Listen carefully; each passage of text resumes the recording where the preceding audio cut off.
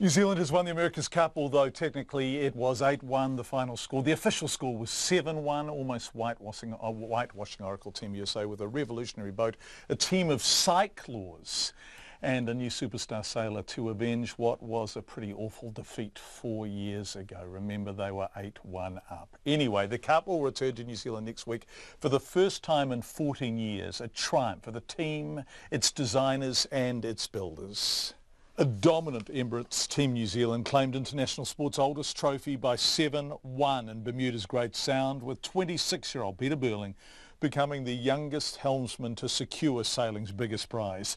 And in doing so, Burling usurped New Zealand's nemesis, Oracle Team USA skipper Jimmy Spittle, who won the Cup in 2010, aged 30. Oh, it's just sinking in, and as a Kiwi growing up back home, watching our country compete for the America's Cup, and to be able to do that at a pretty young age and to bring it back home is, just an unreal feeling. And, the amount of support we've had here in the crowd, the amount of support we've got back home, just blows us away. And we're really excited now to be able to share it with all those guys.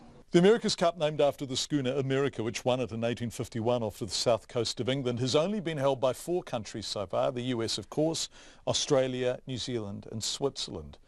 New Zealand won the right to take on the US by beating 4 other challengers, using cycling sailors known as cyclors to provide pedal power to control their foiling 15-metre cat's vast wing sail and hydrofoils.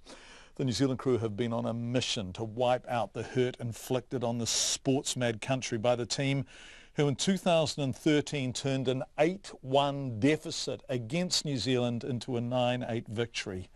But Oracle skipper Jimmy Spittle was gracious in defeat today. I think it hasn't sunk in. It's definitely weird looking at the trophy and, thinking, geez, we just lost that. But on the flip side, I think we've really got to take our hats off to Emirates Team New Zealand. I mean, what an incredible team and what an incredible job.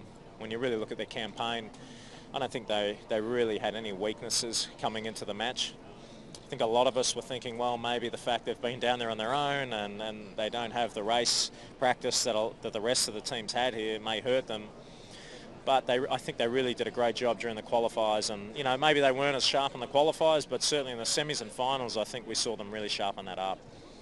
And yeah, look, just an incredible nation, and pretty impressive that they've been able to pull it off again. And all I can do is just say, massive respect to the entire team, and the better team won. New Zealand skipper Glenn Ashby, who has a low-key but critical role on board trimming the giant wing with a games console type device, was the only one of the crew beaten in 2013 who took part in this year's winning combination.